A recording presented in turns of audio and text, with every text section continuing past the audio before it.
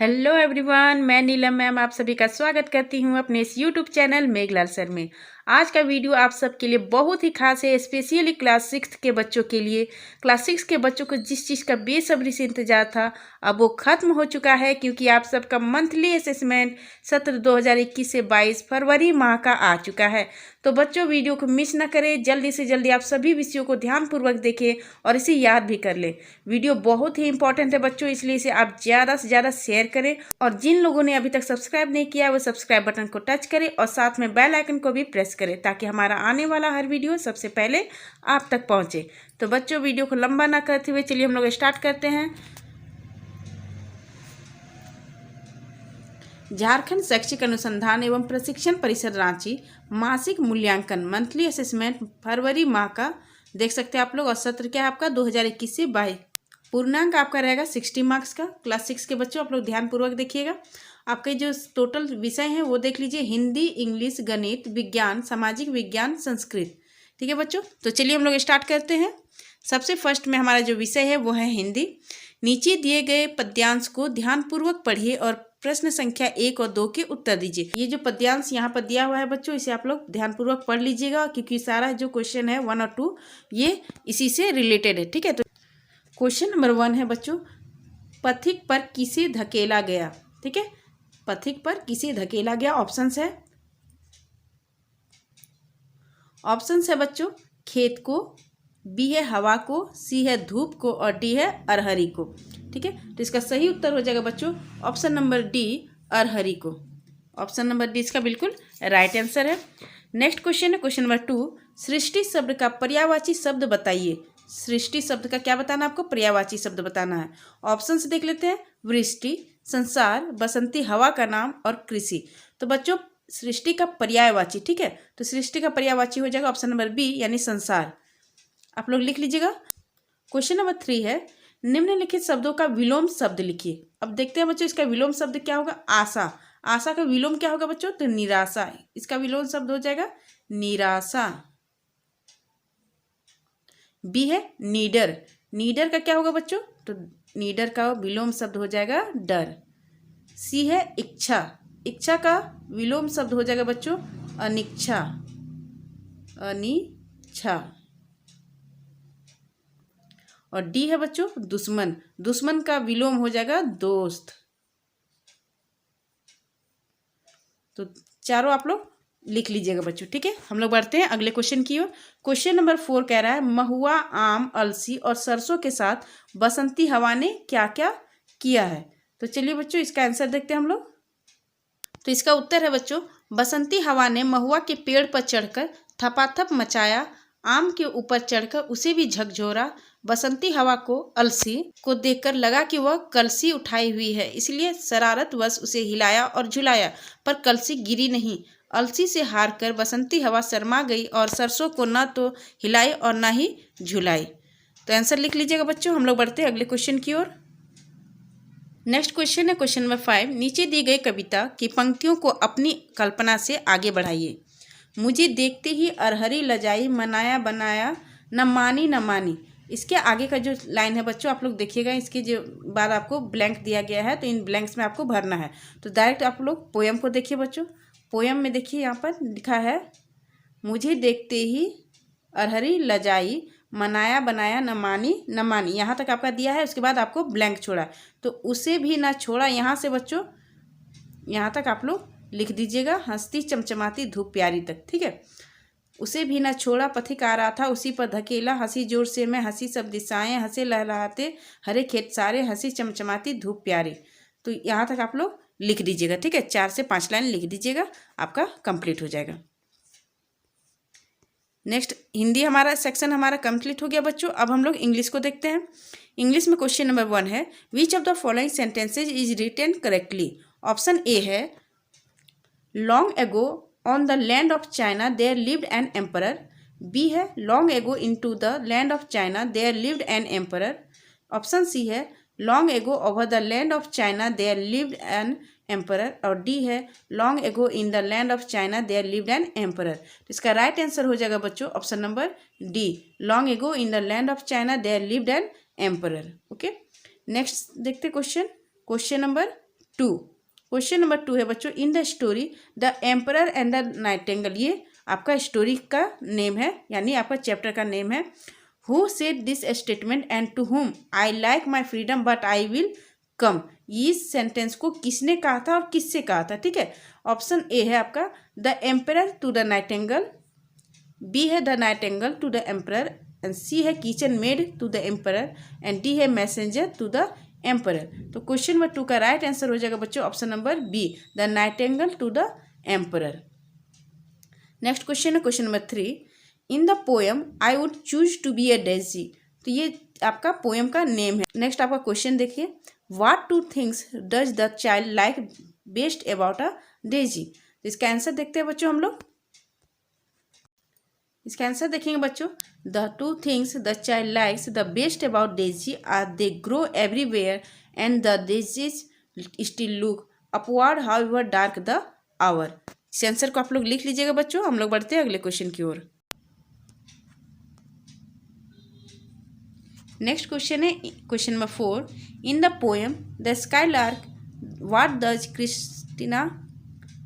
Does Christina Rossetti mean in the line a skylark hang between the two. चलिए बच्चों इसका answer देखते हैं हम लोग। आंसर है बच्चों, अ skylark hang between the two means the skylark is between the earth and sky. तो बहुत ही आसान है बच्चों, सिंपल है, आप लोग याद कर लीजिएगा, लिख लीजिएगा आप लोग, ठीक है। नेक्स्ट क्वेश्चन देखते हैं। नेक्स्ट क्वेश्चन है question number 5, answer the following questions in your own word. Question number A है, why did the tree goddess wish to be cut in 3 parts, ठीक है बच्चों। ट्री गॉडेस वो क्यों विश करता है कि उसे 3 पार्ट्स में कट कर दिया जाए। तो चलिए इसका आंसर देखते हैं हम लोग।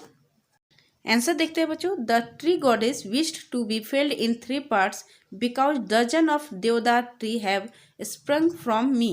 If you fall me with one mighty stroke, my weight will be certainly crush all my children to death। ठीक है बच्चों, तो इसे आप लोग लिख लीजिएगा। हम लोग नेक्स्ट क्वेश्चन को देखते हैं।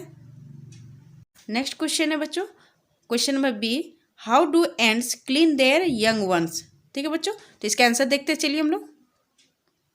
आंसर है बच्चों, ants really do clean their young ones by licking them. आप लोग लिख लीजिएगा बच्चों। हम लोग अगले क्वेश्चन की ओर बढ़ रहे हैं। तो बच्चों हमने हिंदी और इंग्लिश 2 सब्जेक्ट्स को देख लिया, अब हमारा गणित है, ठीक है। तो गणित में देखेंगे बच्चों, पहला जो क्वेश्चन है, 1 एवं 2 के उत्तर दिए विकल्पों में से चुनकर लिखें। तो प्रश्न 1 है, एक समकोण बराबर, तो एक समकोण किसके बराबर होता है बच्चों। तो ऑप्शन है 45 डिग्री, बी है 180 डिग्री, सी है 90 डिग्री और डी है 60 डिग्री। तो क्या होगा बच्चों, तो इसमें राइट आंसर हो जाएगा बच्चों option number C, 90 degree. Next question है बच्चों क्वेश्चन नंबर 2, दी गई आकृति में किस प्रकार का त्रिभुज है। तो देखिए बच्चों, ये जो पी क्यू आर दिया हुआ है ये 90 डिग्री का कोण है, ठीक है। तो किसी भी त्रिभुज का एक भी कोण अगर 90 रहता है तो वो क्या होता है, समकोण रहता है, ठीक है। ऑप्शंस देखते हैं यहाँ पे। ऑप्शन है न्यून कोण त्रिभुज, बी है अधिक कोण त्रिभुज, सी है समकोण त्रिभुज और डी है समबाहु त्रिभुज। तो इसका सही उत्तर हो जाएगा बच्चों ऑप्शन नंबर सी, समकोण त्रिभुज, ठीक है, क्योंकि इसका एक कोण क्या है, 90 डिग्री है। नेक्स्ट क्वेश्चन है बच्चों क्वेश्चन नंबर 3 देखिएगा, समलंब चतुर्भुज को परिभाषित कीजिए। समलंब चतुर्भुज को आपको परिभाषित करना है। नेक्स्ट क्वेश्चन है क्वेश्चन नंबर 3, समलंब चतुर्भुज को परिभाषित कीजिए। चलिए बच्चों हम लोग समलंब चतुर्भुज को परिभाषित करते हैं।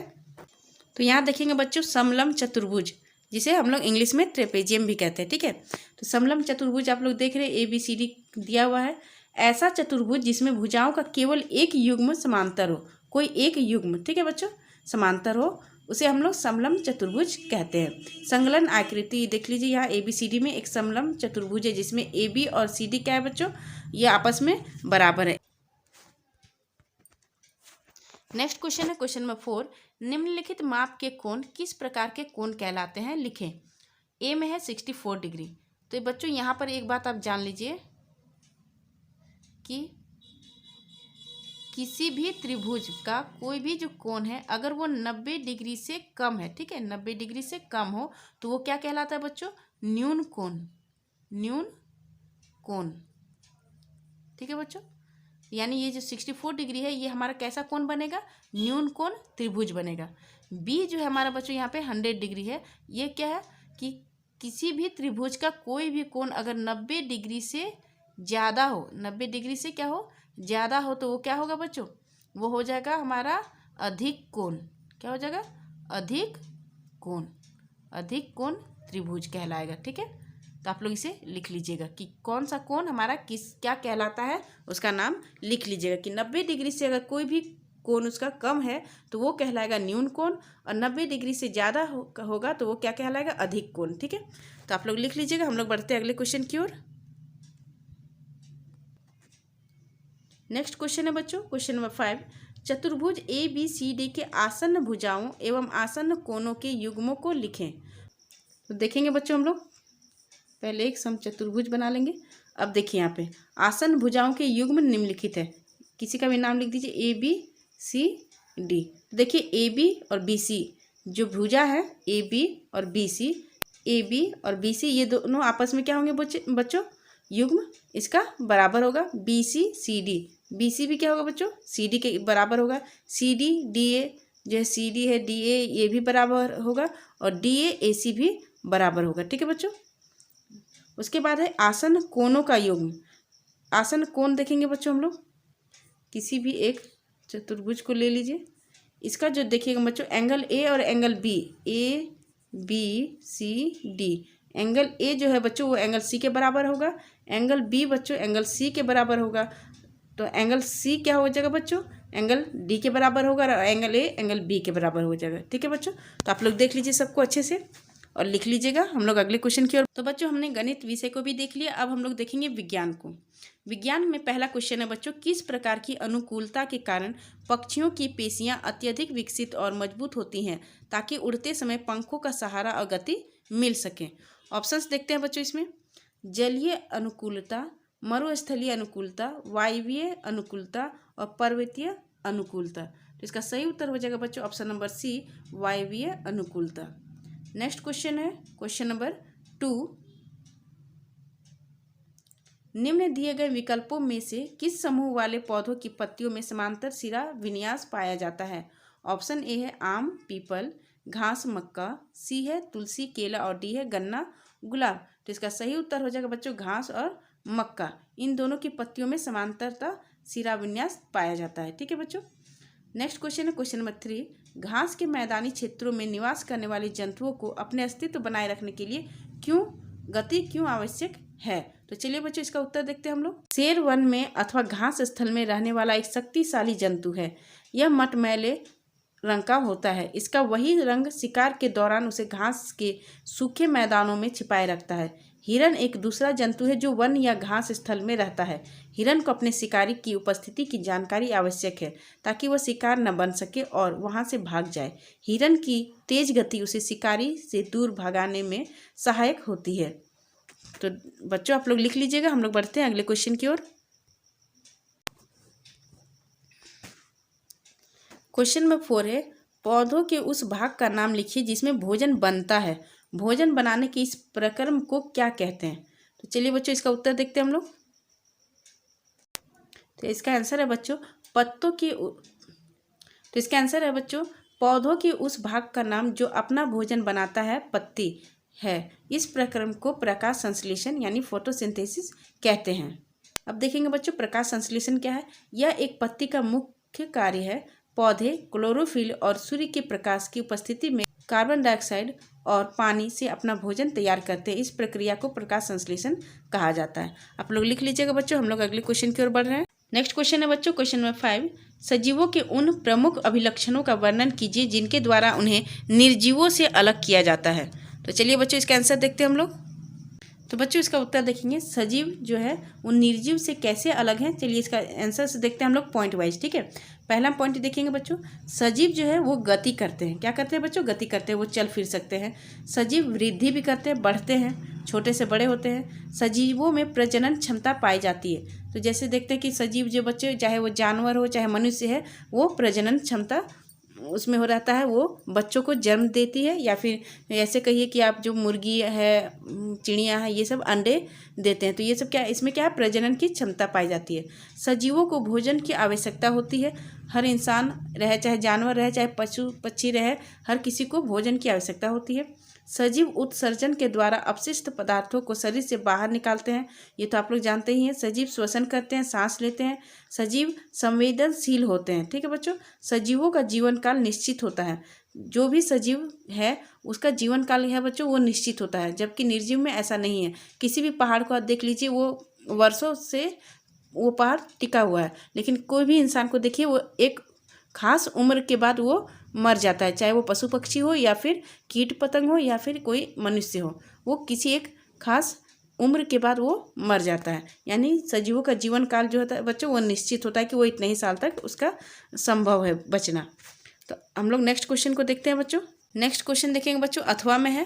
क्वेश्चन नंबर 5 का ही अथवा में है। इस क्वेश्चन का भी आंसर आप लोग जान लीजिए बच्चों, ताकि आपको आसानी हो ये सुनिश्चित करने में कि आपको कौन सा आंसर लिखना है, ठीक है। दोनों का आंसर पता होगा बच्चों, तभी आप लोग दोनों में से किसी एक को लिख सकते हैं। तो दूसरा क्वेश्चन देखेंगे बच्चों, जड़ के मुख्य प्रकार एवं कार्यों का वर्णन कीजिए। चलिए इसका आंसर देखते हैं बच्चों। तो इसका आंसर है बच्चों, जड़ें 3 प्रकार की होती हैं। पहला है मूसला जड़, रेशेदार जड़ और रूपांतरित जड़।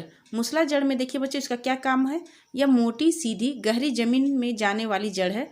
इसके साथ छोटी छोटी जड़ें निकलती रहती हैं, परंतु मुख्य एक जड़ होती है, जैसे नीम, आम, मटर आदि की जड़। नेक्स्ट है बच्चों रेशेदार जड़। रेशेदार जड़ क्या है बच्चों, तने के आधार पर जालीदार पतली जड़ों का गुच्छा बन जाता है, इसे रेशेदार जड़ कहते हैं, जैसे घास, मक्का, गेहूं, धान आदि। नेक्स्ट जो है बच्चों रूपांतरित जड़, जैसे ये परिस्थिति अनुसार बदलती रहती है और पानी भोजन की तलाश में गहरी चपटी चली जाती है, जैसे मूली, गाजर, सलगम, शकरकंद आदि। ठीक है बच्चों, तो आंसर आप लोग लिख लीजिएगा। हम लोग नेक्स्ट क्वेश्चन की ओर बढ़ते हैं।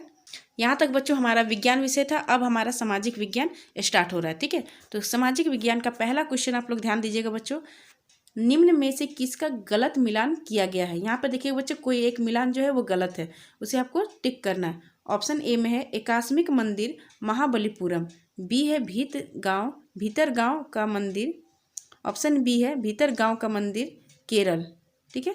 सी है मेहरौली का लौह स्तंभ दिल्ली, डी है लिंगराज मंदिर भुवनेश्वर। इसका राइट आंसर हो जाएगा बच्चों ऑप्शन नंबर बी जो है वो गलत मिलान है बच्चों, भीतर गांव का मंदिर वो केरल में नहीं है। नेक्स्ट क्वेश्चन है क्वेश्चन नंबर 2,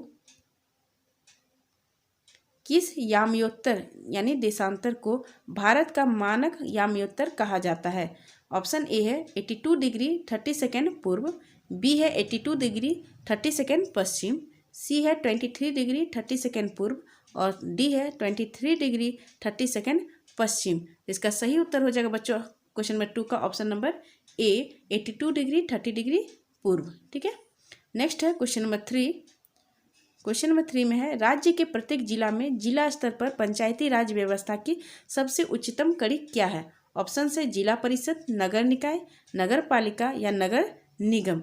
तो प्रश्न 3 का देखेंगे बच्चों, सही उत्तर हो जाएगा ऑप्शन नंबर ए जिला परिषद।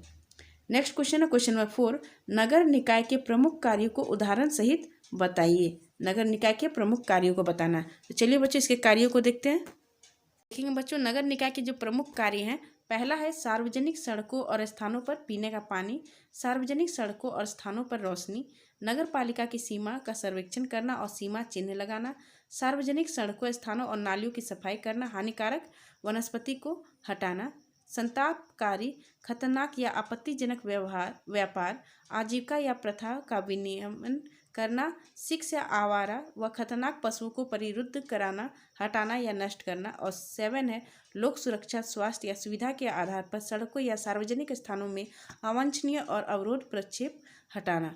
तो ये सारे पॉइंट्स बच्चों आप लोग देख लीजिएगा, ठीक है, और आप लोग लिख लीजिएगा, वीडियो पॉज करके लिख लीजिएगा। हम लोग बढ़ते हैं अगले क्वेश्चन की ओर। नेक्स्ट क्वेश्चन है बच्चों क्वेश्चन नंबर 5, झारखंड में प्रवाहित होने वाली नदी कौन कौन सी है बताइए। तो चलिए बच्चों झारखंड में प्रवाहित होने वाली नदियों को देखते हैं हम लोग। तो बच्चों हम लोग देखते हैं झारखंड में कितनी नदियां हैं, देख लीजिए। झारखंड में कुल 11 नदी बेसिन है, गुमानी, मयूराक्षी, अजय, शंख, दक्षिण कोयल, उत्तर कोयल, दामोदर, स्वर्णरेखा, खरकई आदि, ठीक है बच्चों। तो ये मेन जो नदियां हैं वो झारखंड की, वो लिख लीजिएगा, आप लोग याद कर लीजिएगा। हम लोग बढ़ते हैं अगले क्वेश्चन की ओर। नेक्स्ट क्वेश्चन है क्वेश्चन नंबर 6, उपनिषद में किन बातों का संग्रह है बताइए। तो चलिए बच्चों उपनिषद को जानते हैं हम लोग। यहाँ देखेंगे बच्चों, उपनिषद हिंदू धर्म के महत्वपूर्ण श्रुति धर्म ग्रंथ हैं। ये वैदिक वाङ्मय के अभिन्न भाग हैं। ये संस्कृत में लिखे गए हैं। इसकी संख्या लगभग 108 है, किंतु मुख्य उपनिषद 13 हैं। हर एक उपनिषद किसी न किसी वेद से जुड़ा हुआ है। इनमें परमेश्वर, परमात्मा, ब्रह्म और आत्मा के स्वभाव और संबंध का बहुत ही दार्शनिक और ज्ञानपूर्वक वर्णन किया गया है। ठीक है बच्चों, तो उपनिषद के बारे में आप लोग देख लीजिए। आप लोग वीडियो पॉज करके लिख लीजिएगा। हम लोग बढ़ते हैं अगले क्वेश्चन की ओर। तो बच्चों अब हमने सामाजिक विज्ञान सब्जेक्ट को भी देख लिया। अब हम लोग संस्कृत को देखेंगे। संस्कृत में देखिए बच्चों, एक गद्यांश यहाँ पे आप लोगों को दिया गया है। गद्यांश को आप लोग ध्यानपूर्वक पढ़िएगा, ठीक है, इस पूरे गद्यांश को, और क्योंकि इसी से रिलेटेड आपके क्वेश्चन है। पहला क्वेश्चन है गच्छति पदस्य धातु कः। तो गच्छति पदस्य में कौन सा धातु है बच्चों, इसे देखिएगा। ऑप्शंस है गम, लिख, पठ या नभ। इसमें कौन सा धातु है बच्चों? तो इसका सही उत्तर हो जाएगा गम। गम जोर अक्षति गच्छति। नेक्स्ट है प्रश्न 2, शरद काल इति पदस्य विलोम पदम किम। तो शरद काल मतलब बच्चों जो ठंडे का महीना होता है उसे शरद काल कहते हैं। तो ठंडा का विलोम क्या हो जाएगा बच्चों? गर्मी। तो ऑप्शन है यहाँ पे काकः, ग्रीष्म काल, जलम या स्वल्पम। तो बच्चों इसका सही उत्तर हो जाएगा ऑप्शन नंबर बी, ग्रीष्म काल। पूर्ण वाक्य उत्तरत। अब देखिएगा, आपको पूर्ण वाक्य में उत्तर देना है आपको। क्वेश्चन नंबर 3 है बच्चों, काका किमर्थम भ्रमति। तो चलिए बच्चों इसका उत्तर हम लोग देखते हैं पैसेज में। तो काका किधर भ्रमति करता, तो यहाँ से लिख लीजिएगा काकः जलार्थम भ्रमति। ठीक है, यहाँ तक लीजिएगा, स को काट दीजिएगा, लिखिएगा काकः जलार्थम भ्रमति। आगे जो स है बच्चों उसे नहीं लिखिएगा। नेक्स्ट क्वेश्चन है बच्चों, लास्ट क्वेश्चन नंबर 4 है, कः बहुदूरम गच्छति। तो चलिए बच्चों इसका भी उत्तर हम लोग देखते हैं पैसेज में। कः बहुदूरम गच्छति। तो यहाँ पर है बच्चों आपको काकः बहुदूरम गच्छति। तो यहाँ से आप लोग लिख लीजिएगा 4 का आंसर, ठीक है। और यहाँ काकः लिख करके स को काट दीजिएगा और लिखिएगा जलार्थम भ्रमति। तो ये आपका 3 का आंसर हो जाएगा, ठीक है। और यहाँ जो है बच्चों काकः बहुदूरम गच्छति, ये आपका 4 का आंसर है। तो गद्यांश में ही बच्चों आप लोग का आंसर दिया हुआ है। तो ये हमारा संस्कृत बच्चों कंप्लीट हो चुका है। तो जिन लोगों ने अभी तक हमारे चैनल को सब्सक्राइब नहीं किया है वो जल्दी से जल्दी बेल आइकन को प्रेस कर ले बच्चों, और सब्सक्राइब बटन को भी टच कर ले, ताकि आने वाला हर वीडियो सबसे पहले आप तक पहुँचे। और बच्चों वीडियो अगर आपको अच्छा लगे तो इसे ज़्यादा से ज़्यादा शेयर भी ज़रूर कीजिएगा, ठीक है बच्चों। तो मिलते हैं हम लोग अगले वीडियो में, तब तक के लिए धन्यवाद।